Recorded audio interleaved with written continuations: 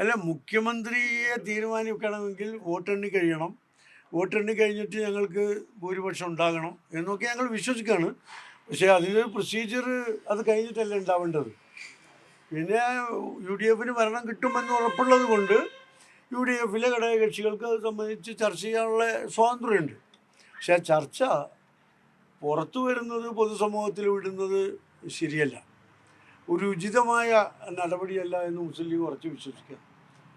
കാരണം ഇതിനു വേണ്ടി ഈ കൊടും ചൂടത്ത് വെയിൽ കൊണ്ട ഒരുപാട് പ്രവർത്തകരുണ്ട്.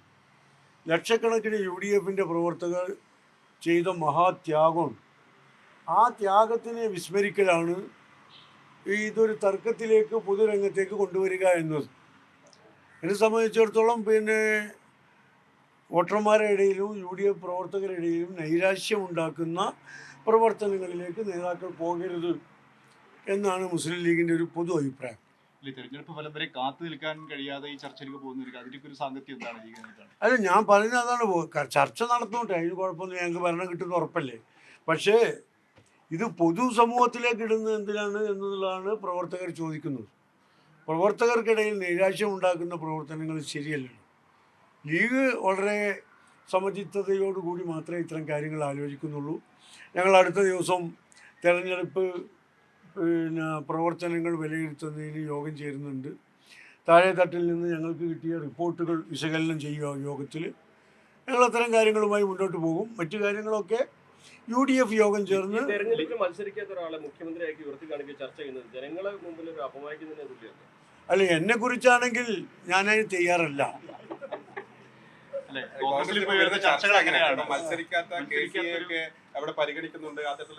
അല്ല, അതാ ഞാൻ പറഞ്ഞത്. കേരളത്തിൻ്റെ ചരിത്രത്തിൽ പണ്ടും അത് ഉണ്ടായിട്ടുണ്ട്.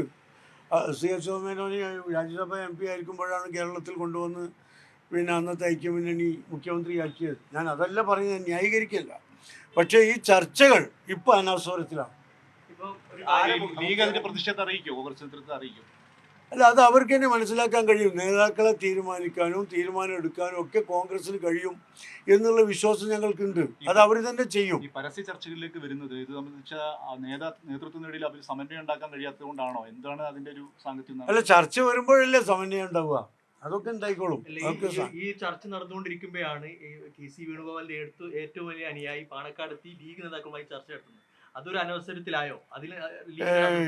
മലപ്പുറം ജില്ലയിലെയും പുറത്തുമുള്ള കോൺഗ്രസിന്റെയും UDFിലെ ഇതര ഘടകകക്ഷികളുടെയും നേതാക്കന്മാർ പാണക്കാട്ടും കുഞ്ഞാലി സാഹിബിൻ്റെ അടുത്തും ഇടയ്ക്കിടെ വന്ന് സൗഹൃദം പങ്കിടൽ സാധാരണയാണ്. അതിൽ പ്രത്യേകിച്ചൊന്നുമില്ല എന്ന് അവർ തന്നെ പറഞ്ഞിട്ടുണ്ടല്ലോ.